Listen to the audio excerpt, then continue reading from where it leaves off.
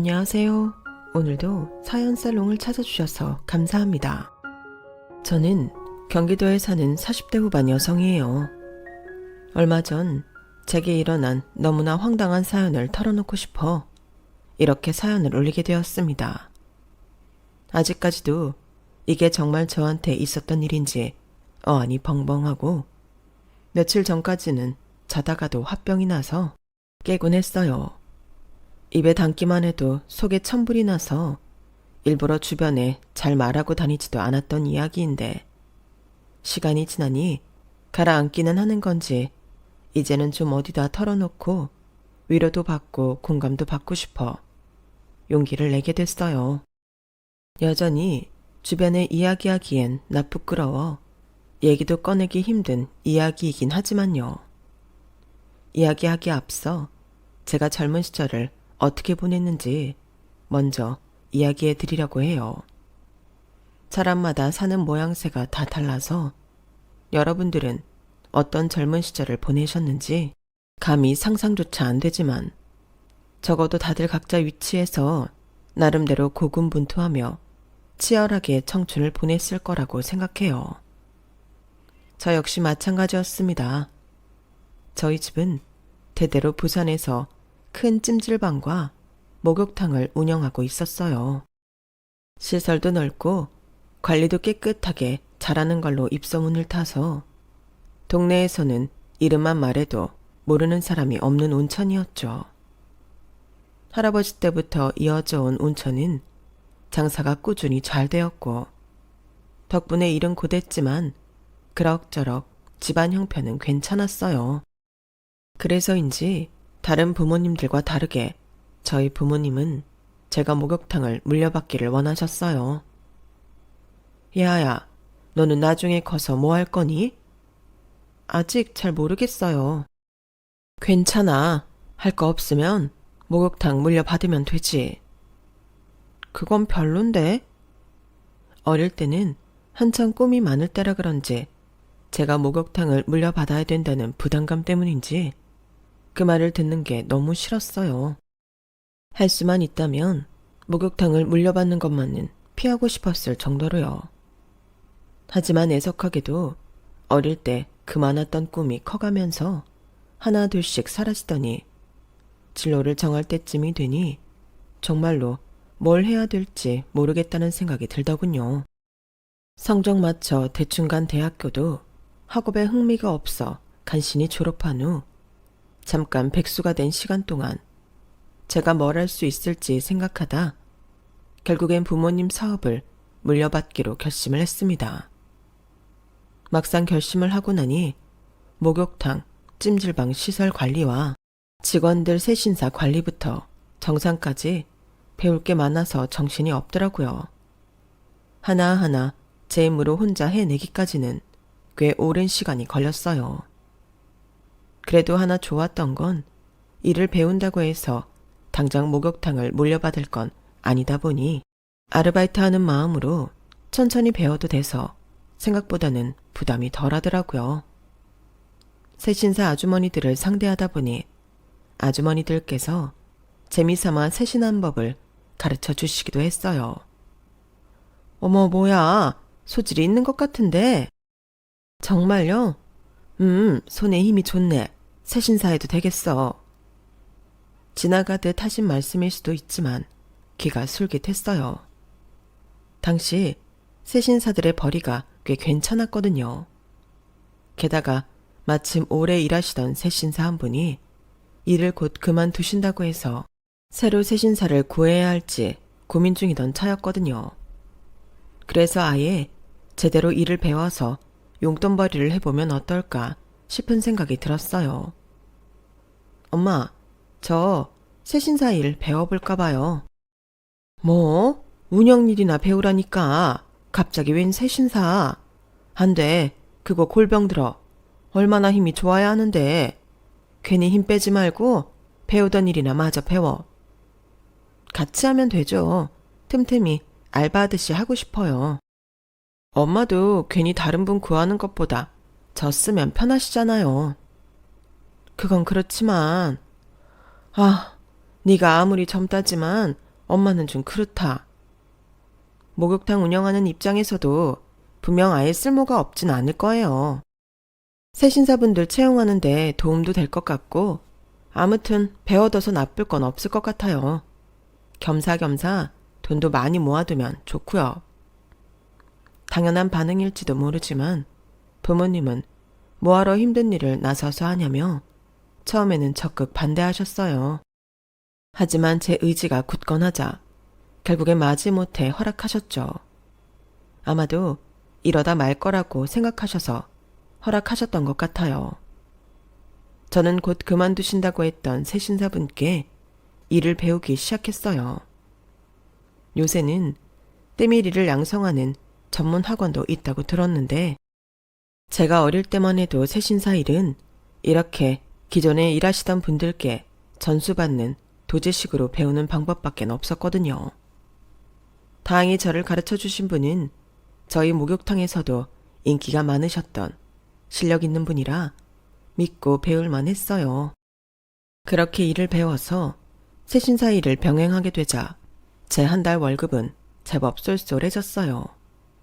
목욕탕과 찜질방 운영 일을 하는 시간에 새신사 일까지 건당으로 받아서 하니 통장에 돈이 차곡차곡 모였죠. 제 20대 시절은 거의 목욕탕과 찜질방의 뜨뜻한 온기 속에서 보냈던 것 같아요. 남들이 보기에는 보잘것없는 일일지 모르지만 저는 제가 하는 일이 꽤 잘 맞았어요. 일하다 보니 단골 손님이 생겨 친해지기도 했고 찜질방과 목욕탕은 손님들이 그간 쌓인 피로를 풀고 몸을 깨끗이 하는 공간이라고 생각하니 애정이 생기기도 했죠. 다만 제 직업 특성상 하루 종일 갇혀서 일을 하게 되다 보니 이성을 만날 시간도 연애를 할 시간도 없었어요. 그렇게 일만 하며 지내다 보니 시간이 흘러 30대가 되어버렸죠. 예아야, 너도 어디 나가서 소개도 받고 손도 보고 해야 되는 거 아니니? 맨날 여기 처박혀서 일만 하다가 청춘 다 보내겠다. 엄마 아빠가 너 이러라고 여기 일 물려받아서 하라고 한 게 아닌데. 부모님도 걱정스러운 눈으로 절 바라보셨지만 그때만 해도 딱히 아무 생각이 없었어요. 제 20대가 일만 하다 끝나버리긴 했지만 열심히 일해서 모은 돈으로 제 통장은 제법 두둑해져 있었고 지금처럼 일만 하면 살아도 괜찮겠다는 확신이 있었거든요.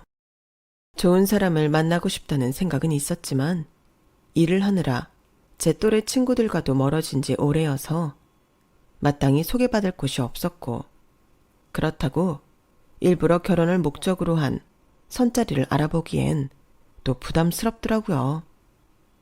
그러던 어느 날 제 단골 손님 중 한 명이 제안을 해오셨어요.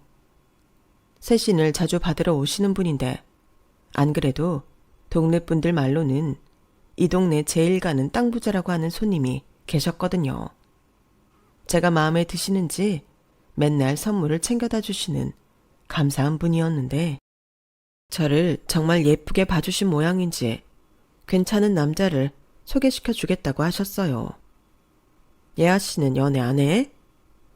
네, 보시다시피 일하느라 바빠서 연애할 시간이 없어서요.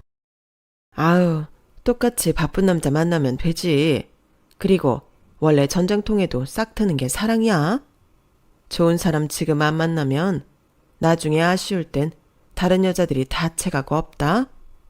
내가 좀 괜찮은 청년을 아는데 우리 예아 씨 소개시켜줄까 해서. 네? 아우, 살다 손님한테 소개팅 제안이 들어올 줄은 몰랐네요. 너무 감사한데 제가 어디 소개받기엔 직업도 그렇고 좀 부끄러워서요. 괜찮아요. 말씀만으로도 감사합니다. 무슨 소리야. 직업에 귀천이 어딨다고. 우리 예아 씨 얼굴도 너무 예쁘고 성격도 싹싹하니 좋은데 여기 박혀서 일만 하는 게 너무 안쓰러워서 그래. 우리 가게에 매니저로 일하는 청년이 있는데 사람이 인물도 좋고 일도 잘하고 예의도 바르고 아주 괜찮아. 요즘 그런 청년 잘 없다. 나이도 야씨랑 비슷해. 그 친구도 가게에 처박혀서 일만 한다고 연애 못하고 있는 것 같던데 우리 야씨랑 만나면 딱인데 정말. 한번 지나가듯 말이나 꺼내보신 건 줄 알았는데 생각보다 적극적으로 밀어붙이시는 통에 어떻게 돌려서 거절해야 하나 고민이 됐어요. 그런데 옆에서 저희 대화를 듣고 계시던 손님이 끼어들더라고요. 그래, 한번 만나나 봐. 이 언니 사람 엄청 잘 봐. 이 까탈스러운 언니가 괜찮다고 하면 진짜 괜찮은 거거든. 내가 보장할게. 한번 만나보고 별로면 안 만나면 되잖아. 어차피 예아씨 거의 하루 종일 여기 있어서 밖에 나가서 잘못 마주칠 일도 별로 없을 텐데. 맞는 말이긴 한데 이상하게도 밖에 나가서 잘못 마주칠 일도 별로 없을 거란 말이 내심 기분이 상하더라고요. 다른 사람들이 보기에 제가 그 정도로 밖에 못 나가는 이미지인가? 그런 생각이 드니 살짝 오기가 생겼던 것 같아요. 그래, 어차피 나이 더 먹으면 이런 소개 제안도 안 들어올 텐데 한번 얼마나 괜찮나 만나보자는 생각도 들었고요. 네, 그럼 한번 만나볼게요.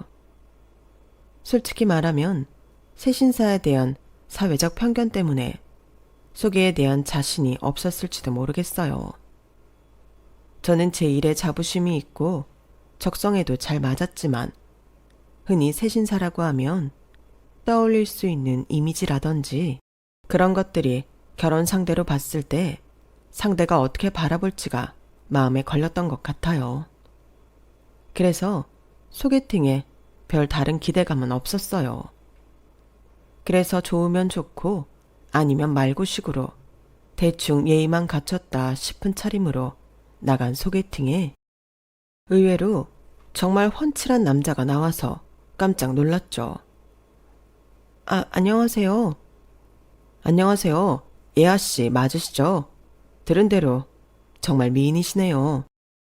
대학교 졸업한 이후로는 또래 남자를 볼 일이 별로 없이 지냈던 생활 패턴이라 그런지 젊은 남자를 처음 본 사람 마냥 심장이 주책맞게 쿵쾅거렸어요. 단골 손님 말대로 정말 일만 해서 연애를 못한 거지. 일을 적당히 하고 밖으로 나돌아다녔으면 인기가 많아도 너무 많을 것 같은 사람이었어요. 키가 크고 얼굴도 준수한 데다 목소리도 좋고 데이트하는 내내 매너도 좋고 기본 베이스가 친절하고 다정한 사람이었거든요. 처음에는 나이와 이름 정도만 주고받고 이런저런 일상적인 대화를 하다가 결국 서로 직업을 밝혀야 하는 타이밍이 왔어요. 소개팅 상대의 직업은 손님께서 미리 알려주셔서 알고 있었지만 그쪽은 제 직업에 대해 전혀 모르고 있는 눈치였거든요. 예아씨는 어떤 일 하세요? 사장님께서 자주 가시는 단골집에서 일한다고만 이야기해 주셔서요. 네. 저 사실은 뜸을 들이면 더 이상해 보일 걸 알면서도 입이 차마 떨어지지 않았어요. 제가 한참을 말끝을 맺지 못하니 상대방이 저를 배려하려는 듯 미소를 지으며 만류하더라고요. 이야기하기 불편하시면 안 하셔도 돼요. 제가 괜한 걸 물었나 봐요. 아니에요. 소개팅하러 나온 자리에 직업은 당연히 물어봐야죠. 그런데 제가 좀 남들이 이해할 수 없는 직업을 갖고 있는 게 아닌가 해서요. 그런 게 어딨어요. 편하게 말씀해 주세요. 저 새신사 일해요. 아시죠? 목욕탕에서 때 밀어드리는. 알죠. 저도 되게 좋아했는데 그게 뭐 부끄러운 일이라고 그러세요. 젊은 사람들이 많이 안 하는 일이기도 하고 이미지도 좀 그렇지 않나 해서요. 지금 생각해보면 목욕탕 운영한다고 해도 됐지 않나 싶지만 그때는 부모님이 운영하고 계신 터라 물려받은 상태도 아니어서 운영하고 있다고 말하기가 뭐했어요. 제가 저를 소개할 수 있는 직업이 세신사밖에 없었는데 제 또래의 남자에게 이해받을 자신이 없었어요. 그런데 남자는 뭘 그런 걸로 그러냐는 듯 오히려 제 마음을 편안하게 만들어 주더라고요. 안 그래도 호감이었던 사람이 반응을 그렇게 해주자 호감이 더 생겼어요. 그래도 마음 한구석에 지금은 내 면전이니 이렇게 괜찮은 척하고 뒤로는 딴 생각하고 있겠지 하는 생각을 떨칠 수가 없었어요. 그럼에도 불구하고 데이트가 끝난 뒤 남자는 애프터 데이트를 신청해 주었고 저희는 그렇게 인연을 맺게 되었어요. 그 남자가 바로 선호 씨, 바로 지금의 제 남편이 되었죠. 남편은 성실하고 좋은 사람이었어요. 결혼 후에도 처음 만났을 때의 인상 그대로 제 직업에 어떤 편견도 없이 저를 대해주었고 변함없이 친절하고 다정했어요. 이 사람을 만나고 한때나마 제 직업을 부끄러워했던 제 자신을 반성하고 제가 하는 일에 대해 더 애정을 갖게 된 것 같아요. 어찌 보면 이 직업을 통해 이렇게 좋은 사람까지 만나게 된 거니까요. 결혼 후 남편과의 생활은 순탄하게 그지 없었지만 딱 하나 마음에 걸리는 게 있었어요. 바로 시댁. 그 중에서도 시어머니였는데요. 시어머니께서는 젊은 시절 살던 지역 일대에서 모르는 사람이 없을 정도로 한미모 하셨던 분이라고 들었어요. 지금은 나이가 드셨지만 나이가 무색할 정도로 또래 어머님들에 비해 젊고 아름다우셨죠. 남편이 어머님의 외모를 빼다박아 한인물 한다 싶을 정도로요. 거기까진 참 좋았는데 그런 삶을 살아오셔서 그런지 어머님은 외모에 유독 집착을 하셨어요. 그래서인지 제게도 처음 인사를 간 순간부터 결혼식 날까지도 외모에 대한 발언을 수차례 하셨어요. 우리 아들은 엄마보다 예쁜 여자 만나길 바랬는데 조금 아쉽네. 결혼을 약속하고 시댁에 첫인사를 드리러 간 날, 저를 위아래로 훑어본 어머님께 들은 첫마디가 저거였을 정도니 말 다 했죠. 그런데 당시 저는 시댁에서 제 직업으로 왈가왈부하며 결혼에 반대하지 않았다는 점에 감사한 마음도 있었고 실제 나이답지 않은 어머님의 미모에 살짝 기가 눌려 저 말이 그렇게 심각하게 느껴지지 않았던 것 같아요. 그래서 그때만 해도 웃음으로 받아쳤었죠. 어머니만큼 예쁜 여성분은 어디 가서 찾기 힘들어요. 너무 아름다우세요, 어머님. 넉살 좋게 받아치자 어머님은 제가 마음에 드셨는지 그때부터 잘해주셨어요. 저도 시댁에 예쁨 받는다는 생각이 드니 시부모님께 더 잘하게 됐고 그렇게 운 좋게 별다른 시집살이 없는 집에 시집을 간 걸로만 굳게 믿고 있었죠. 뭐 어떻게 보면 이걸 시집살이라고 하긴 힘들지도 모르겠네요. 저를 직접적으로 노동을 시키거나 인격적으로 심한 모욕을 주진 않았으니까요. 시어머니의 교묘한 말들은 그 자리에서 지적하기에는 참 애매한 구석이 있었어요. 결혼식 날 역시 마찬가지였어요. 저도 사람이다 보니 결혼식 날만큼은 누구보다 예쁘고 싶어서 나름대로 열심히 체중 감량을 하려고 노력을 했어요. 목표만큼 많이 빼지 못했지만 그래도 5kg 감량을 성공하고 마음에 드는 드레스를 골랐죠.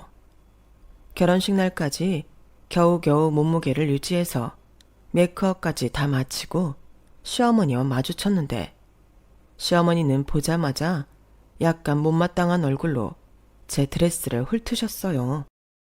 세상에, 이렇게 팔이 드러나는 드레스를 입을 거면 팔뚝살을 좀 더 빼지 그랬니? 나이든 나보다 팔뚝이 두꺼우면 어떡해? 예쁘다는 말만 들어도 모자란 날에 그런 지적을 당하니 조금 짜증이 났지만 날이 날이니만큼 기분 상하고 싶지 않아 그때도 멋쩍은 웃음으로 상황을 넘겼어요. 그러게요. 저도 뺀다고 뺐는데 더 이상은 안 빠지더라고요. 처음 몇 번은 당황스럽기도 하고 저 스스로 어머님께서 나쁜 의도는 아닐 거라고 믿고 싶어서 어영부영 넘겼던 것 같아요. 가끔 이런 말을 툭툭 던지는 걸 제외하면 어머님께서 제게 못해주시는 편은 절대 아니었거든요. 잘해주다가 한두 번 듣기 싫은 소리 하는 걸로 어머님을 미워하기엔 그 정도로 고부 갈등이 생기는 것도 피하고 싶은 마음이 커서 최대한 한 귀로 듣고 한 귀로 흘리려고 노력했어요. 그렇게 몇 번의 위기만 넘기면 문제가 없다고 믿고 싶었거든요.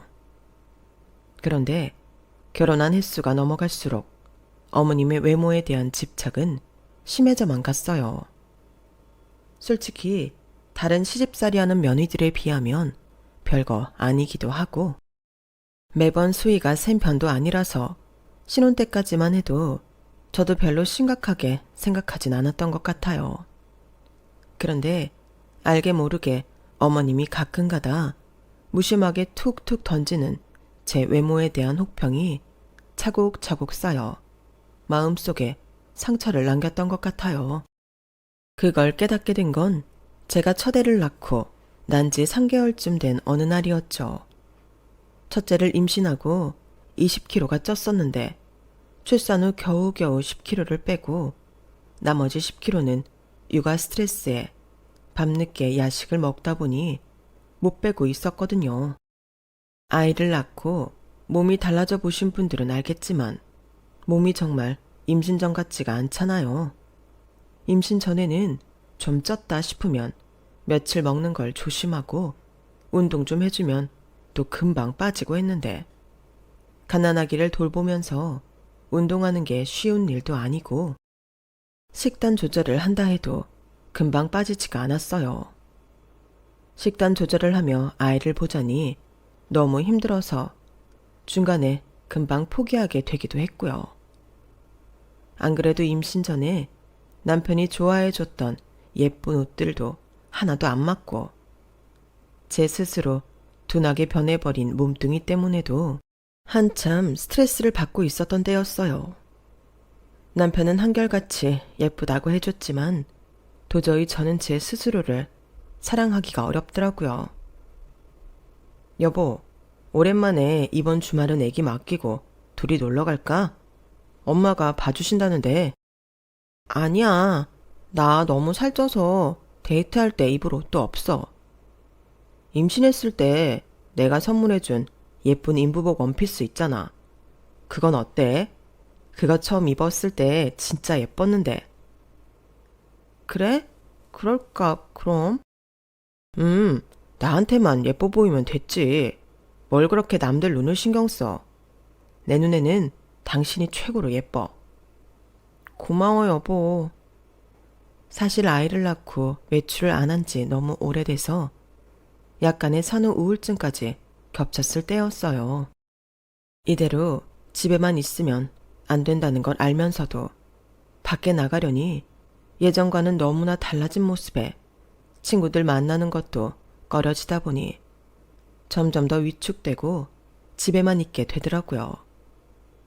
그런 저를 남편이 꺼내주려고 여러 번 시도를 했고 시어머니께서 아기를 봐주는 것도 흔치 않은 기회이기도 해서 용기를 내서 외출을 결심하게 됐죠. 살찐 몸이라도 오랜만에 머리도 예쁘게 말고 화장도 하고 화사한 옷을 입으니 기분이 좋아지긴 하더라고요. 오랜만에 연애 때처럼 남편과 데이트할 생각을 하니 마음이 두근거리기도 했고요. 그렇게 한껏 단장을 하고 시댁에 방문을 했어요. 어머니, 저희 왔어요. 그래. 아유, 우리 미나 왔어? 그래, 할머니야. 오늘 미나 봐주신다고 해서 감사해요. 저희가 들어올 때 맛있는 거 많이 사올게요. 처음에는 손녀에게 눈이 꽂혀 저를 못 보고 계시던 어머님께서 그제서야 저를 한번 보셨어요. 평소와는 다른 제 모습을 보고 약간 놀라셨는지 위아래로 저를 훑어보시더군요. 그 빤히 쳐다보는 눈빛에 순식간에 위축되고 우울함이 몰려오려고 하는 걸 그냥 예쁘게 꾸미고 와서 놀라셨나 보다. 좋게 생각하려고 노력하며 삭혔어요. 그런데 얼마 안 있다 바로 어머니의 직구가 날아왔죠. 며느라, 그러고 보니 너는 애 낳은 지가 언젠데 아직까지 몸이 이 모양이니? 네? 아니, 왜 아기 낳고 몇 개월 지나면 다들 임신했을 때 찐살이 싹 빠지던데?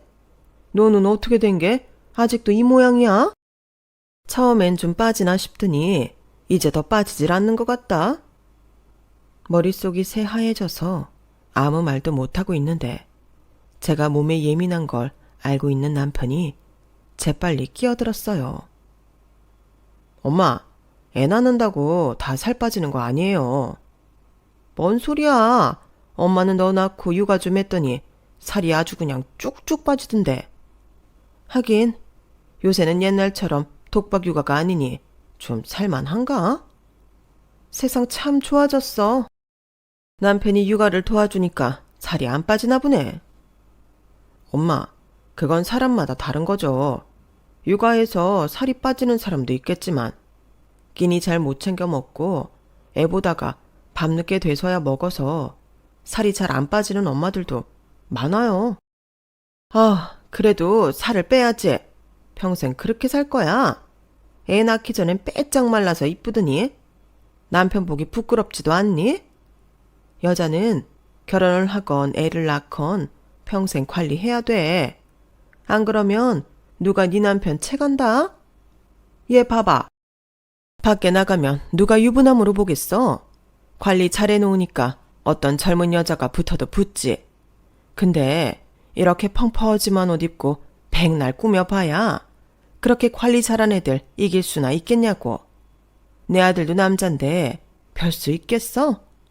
나중에 남편 뺏기고 울지 말고 지금부터 관리해놔. 여자는 외모가 반 이상이야. 너보다 오래 산 내가 다 널 위해서 경험상 얘기해주는 거다. 그렇다고 네가 직업도 딱히 변변찮은데 외모 관리라도 해야지. 시어머니 하는 말씀 한마디 한마디가 가슴에 날아와 박혔어요. 남편도 이건 좀 심각하다 느꼈는지 황급히 짐을 챙기더라고요. 엄마는 걱정도 팔자예요. 무슨 말도 안 되는 소리예요. 그럴 일 없으니까 괜히 이 사람한테 잔소리하지 마세요. 사람을 뭘로 보고. 저흰 이만 나갔다 올게요. 미나 잘 봐주세요. 여보, 뭐해? 얼른 가자. 남편 손에 이끌려서 나오는데 얼떨떨해서 그때 한마디도 못하고 듣고만 있었던 게 시간이 지날수록 가슴에 응어리가 치더군요. 간만에 예쁘게 꾸미고 나와서 좋아졌던 기분이 순식간에 바닥을 쳤어요. 평소에 외모에 집착하는 분이라 제 외모까지 단속하시는 건 알고 있었지만 적어도 어머님도 아이를 낳아본 한 여자로서 이런 건 이해해 주실 줄 알았거든요. 이때가 가장 예민하고 우울할 걸 알고 계실 텐데 그래도 기분 내보겠다고 나온 사람을 면전에 대고 그렇게 모욕을 주실 줄은 몰랐어요. 데이트하는 내내 제 표정이 심상치 않은 걸 느꼈는지 남편도 제 눈치를 봤어요. 여보, 설마 아까 엄마가 했던 말 때문에 이래? 너무 신경 쓰지 마. 엄마가 원래 외모에 민감하신 거 알잖아. 알고는 있는데 솔직히 요즘 같은 때 그런 말 들으니 기분이 썩 좋지는 않네. 아, 진짜 엄마는 왜 또 그런 말을 하셔가지고. 그래도 우리 엄마 좀 이해해줘. 우리 엄마 젊었을 때 급격히 살이 좀 붙은 적이 있으셨는데 하필 그때 아버지가 바람이 나셨어. 그때 내색은 안 하셨지만 엄청 상처받으셨던 것 같아. 그 이후로 외모에 대한 집착이 좀 심해지셨거든. 그래서 아까도 괜히 안 해도 될 말씀하신 거야. 나는 그럴 일 절대 없는 거 알지? 걱정하지 마, 여보. 그런 걱정은 안 하는데 그냥 어머님이 그동안 나를 그렇게 생각하고 계셨다는 게 충격이야. 내 직업에 대해서도 그렇고 편견이 없으신 줄 알았는데 결국 있으셨던 거네. 아우, 직업은 나도 변변찮은데 뭘. 너무 담아주지 마. 얼마 만에 둘이 나온 건데 오늘만큼은 즐겁게 지내자. 응? 그래도 그 뒤로 제 기분을 풀어주려 노력하는 남편 덕분에 끝에 가서는 기분이 좀 나아졌어요. 항상 저한테나 어머님한테나 다정한 남편이라 중간에서 저나 어머님을 달래느라 고생하는 건 알고 있었지만 이럴 때만큼은 좀 속 시원하게 제 편을 들어줬으면 어땠을까 싶더라고요. 그래도 아버지 없이 엄마 밑에서 자라온 남편이라 어머니께 더 애틋할 수밖에 없겠다는 생각이 들어서 이해하려고 했죠. 시간이 흘러 미나가 유치원을 졸업할 때쯤 저는 일과 육아를 더 이상 병행하지 못할 것 같다는 판단이 들더라고요. 온몸에 골병이 들고 하루하루 지쳐가는 기분이 들었어요. 제 상태를 지켜보던 남편 역시 조심스럽게 일을 그만둘 것을 권하더라고요. 여보, 이제 일은 그만두는 게 어때? 요새 당신 정말 힘들어 보여. 다시 장모님이랑 장인어른께 맡기고 당신은 좀 쉬는 게 나을 것 같은데. 안 그래도 나 요즘 고민이 되긴 해. 요새는 사람들이 옛날만큼 목욕탕을 찾질 않아서 매출도 저조하고 가뜩이나 요즘 열심히 몸을 갈아서 장사하는 거에 비해서 매출까지 예전 같지 않으니 점점 더 의욕이 떨어졌거든요. 그래서 고민 끝에 엄마께 말씀을 드렸어요. 엄마, 저 욕탕 일 더 이상 못할 것 같아요. 아니 왜? 그러게 미나는 우리가 좀 봐준다니까. 그래도 어릴 때 부모랑 애착 관계가 중요하던데 미나는 제 손으로 키우고 싶어요.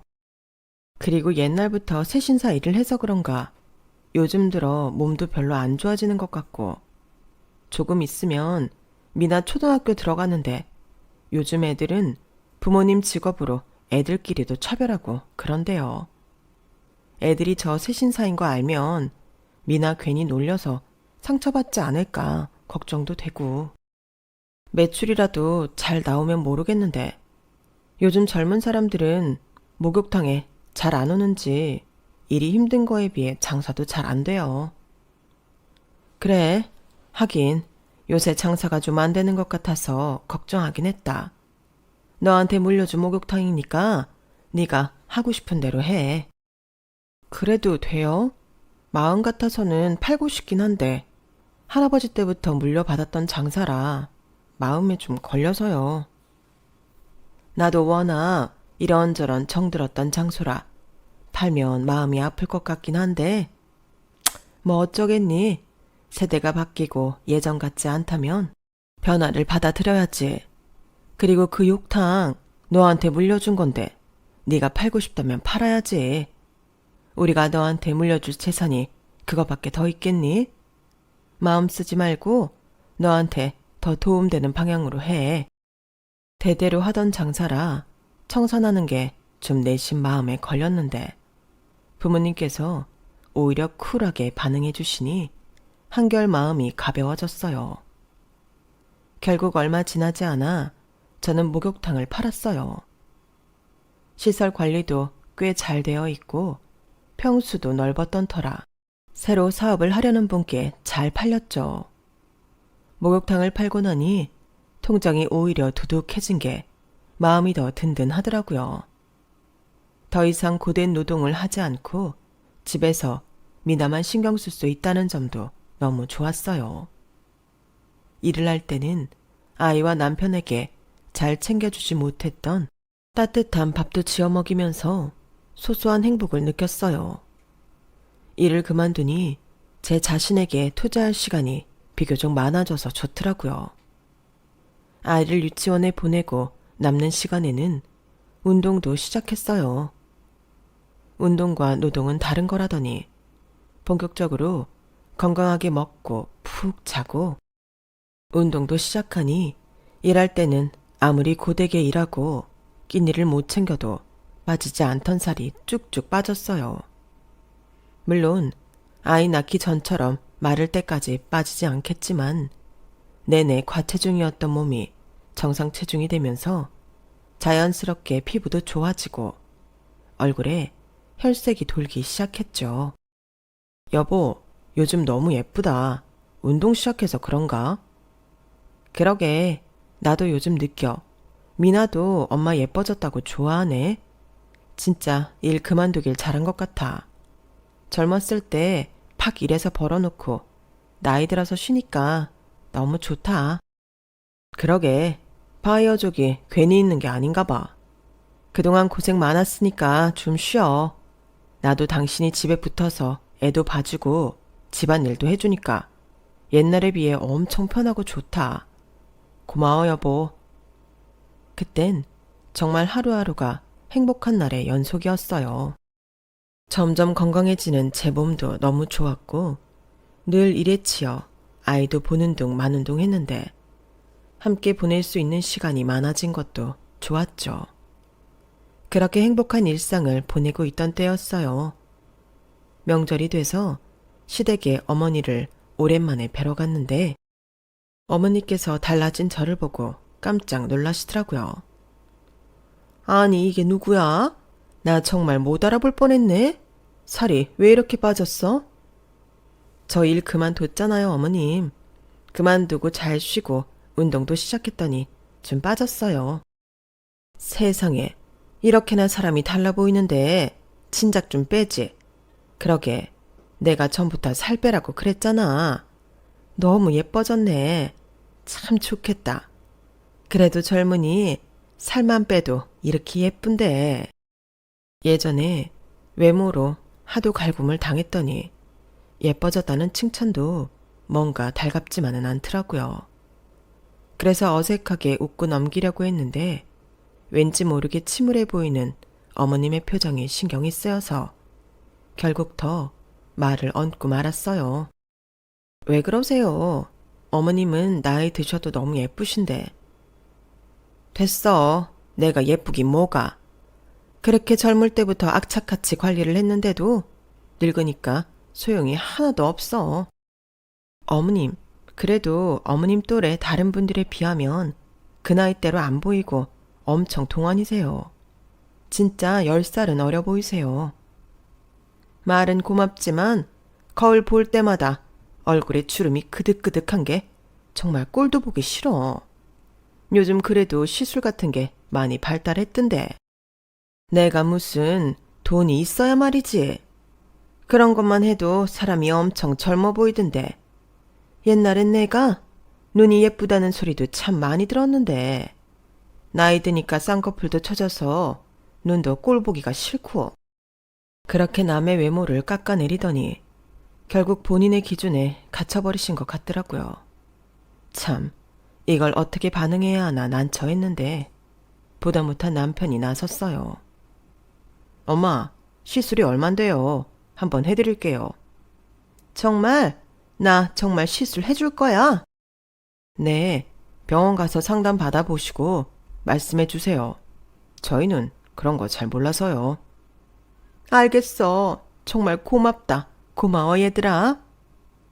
너무 얄미운 시어머니였지만 그 순간 정말 아이처럼 좋아하시더라고요.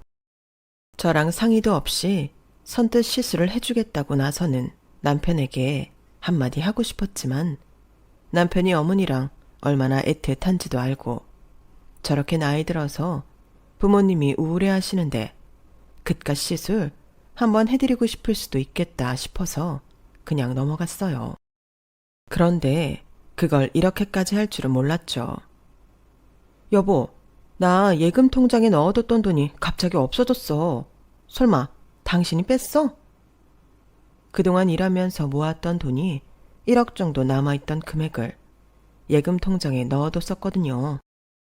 예금 통장을 비롯한 통장 비밀번호를 아는 사람은 남편밖에 없는데 갑자기 돈이 사라져 있어서 너무 황당했어요. 아, 좀 쓸 데가 있어서. 뭐? 이 큰 돈을 나한테 말도 없이 쓸 데가 어디 있는데? 쭈뼛거리며 쉽게 말을 못하는 남편을 보자 갑자기 머리 끝까지 화가 치솟더라고요. 저한테 숨기는 거 하나 없이 순수한 사람이라고 생각했는데 거에게 돈을 말도 없이 빼는 걸 보고는 그동안의 신뢰가 한 번에 무너져 내리는 기분이었어요. 저 사실은 우리 엄마가 병원 가서 상담을 받았는데 병원비가 그 정도 필요하다고 해서. 처음에 저는 남편의 말을 한 번에 못 알아들었어요. 그도 그럴 것이 남편이 명확한 명칭을 안 쓰고 병원이라고만 언급해서 저는 어머님이 연세도 있고 하니 큰일이 난 줄 알았어요. 뭐? 병원비? 어머님 갑자기 어디 아프시기라도 한 거야? 어디가 안 좋으신데 왜 말을 안 했어? 아, 그게 아니라 저번에 왜 우리 엄마 시술 시켜드리기로 했잖아?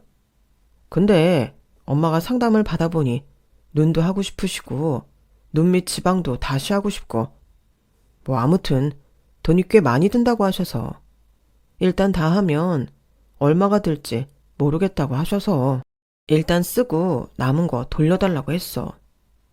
뭐? 성형? 지금 어머님 성형 때문에 내가 피땀 흘려가며 모아놓은 돈을 홀라당 들였다는 거야? 당신 제정신이야? 미리 말 못한 건 미안해. 여보, 근데 해드리기로 한 건데 이제와 안 해드린다고 하긴 좀 그렇잖아. 당신도 그때 엄마 표정 봤지? 어떻게 하지 말라 그래. 그건 당신 사정이고 그렇게 효도가 하고 싶었으면 당신 돈으로 해야지. 왜 내 돈을 건드려? 그거 내가 어떻게 번 돈인지 알면서 그래? 알지. 아는데 나한테 그만한 돈이 있어야 말이지. 당신만큼 엄마도 너무 나한텐 소중한데 이 정도는 좀 봐주면 안 돼? 어차피 그 금액 다 드리는 것도 아니고 남은 건 돌려주신댔어. 설마 그거 성형 다 한다고 1억 되겠어? 많이 나와 봐야 몇백이겠지. 그냥 기분 낸 거라 생각해. 우리 엄마도 평생 고생만 하신 분인데 선물했다 생각하자. 변명이라도 제대로 했으면 화가 덜 났을까요? 뻔뻔하기 그지없는 남편의 태도에 그야말로 눈이 뒤집혔어요.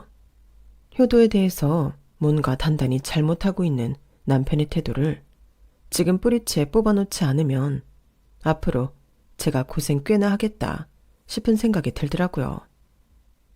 그걸 지금 말이라 해? 너네 엄마 고생한 게 나랑 뭔 상관인데 나는 고생 안 했어? 우리 엄만 고생 안 했냐?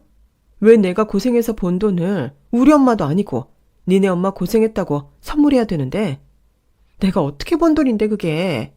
나중에 우리 미나 크면 결혼 자금도 줘야 하고 대학도 보내려고 피땀 흘려 모은 돈인데 그걸 다 늙은 너희 엄마 예뻐지라고 써? 내가 어떻게 이래서 모은 돈인데. 그중에 일부지만 내가 목욕탕 정리하면서 얼마나 마음이 그랬는데 이런저런 돈들 다 거기 넣어뒀으면 그거 다 네 엄마 주려고 했어? 어떻게 당신이 그래. 나 오늘 그 돈 다시 받아낼 거야. 그 돈 안 뱉어내면 당신이고 어머님이고 진짜 가만 안 둘 거야. 제가 불같이 화를 내는 걸 본 남편이 눈에 띄게 당황하더라고요. 저는 도저히 참을 수가 없어 남편의 머리채를 잡고 그 길로 시댁에 갔어요. 아, 여보, 제발 놔줘. 이건 좀 놓고 얘기하자. 내가 잘못했어. 내가 잘못했다니까. 세상에, 너 지금 뭐 하는 짓이야? 시어머니 앞에서 남편 머리채를 잡고. 너 미쳤어? 네, 저 미쳤어요, 어머님. 제 돈 돌려내세요. 뭐야? 무슨 돈? 이 남편 놈이 어머님 얼굴 고치라고 준 1억이요. 그거 제 돈이거든요. 당장 돌려주세요. 야, 그거 다 병원 예약금으로 써서 없지. 갑자기 찾아와서 그 돈을 달라 하면 어떡하니? 없는 게 말이 돼요? 빨리 예약 취소를 해서라도 내놓으세요. 이 자식이랑 이혼하기 전에. 뭐 이런 애가 다 있어. 너도 참 무서운 애구나. 남편이 시엠이 돈 좀 줬다고 이렇게 서슬퍼렇게 달려와서는 돈 앞에 뭣도 없어. 네, 그거 제가 어머님이 말씀하시는 그 변변치 않은 일로 열심히 일해서 모은 돈이에요. 써도 저희 엄마한테 쓰지. 어머님 얼굴 고치는데 못 써요. 그리고 어머님, 다 늙어서 무슨 성형이세요? 이제 와서 피부 팽팽하게 하고 얼굴 좀 고치면 뭐 젊은 남자가 와서 붙을 것 같으세요? 뭐라고? 너 지금 말 다 했어? 왜요? 어머님이 저한테 하셨던 말씀인데 기억 안 나세요? 저한테 살 붙었다고 남편한테 젊은 여자 붙겠다고 엄청 뭐라 하셨잖아요. 아, 하긴 어머님은 평생 관리하고 사신 것 같은데 여태 옆에 젊은 남자 하나 안 붙은 거 보니까 꼭 그 말이 맞는 말은 아니겠다. 그쵸? 아니 뭐 이런 애가 다 있어. 너 일단 그 손부터 놔. 내가 어떻게 키운 귀한 아들인데 네가 뭔데 머리채를 잡아? 아니요. 어머님이 돈 다시 돌려주실 때까지 저 못 놔요. 이 인간이 교묘하게 현금으로 인출해서 갖다 준 것 같은데 당장 도로 내놓으세요. 이 인간 두피 다 뜯어버리기 전에. 제가 서슬퍼런 얼굴로 남편의 머리채를 잡고 있던 손을 흔들자 어머님이 사색이 되어서는 안방으로 뛰쳐 들어가시더니 캐리어를 하나 끌고 나오셨어요. 자, 됐다. 됐니? 내가 정말 며느리 덕보려다 화를 입네. 당장 내 아들 머리채나 놔. 네. 남편 놈 머리를 확 놔버리니 남편이 중심을 잃고 휘청거리더라고요.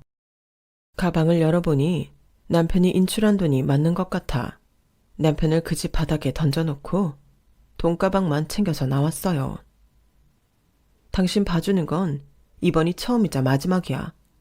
나한테 호되게 당하고 이혼하고 싶지 않으면 앞으로 똑바로 해.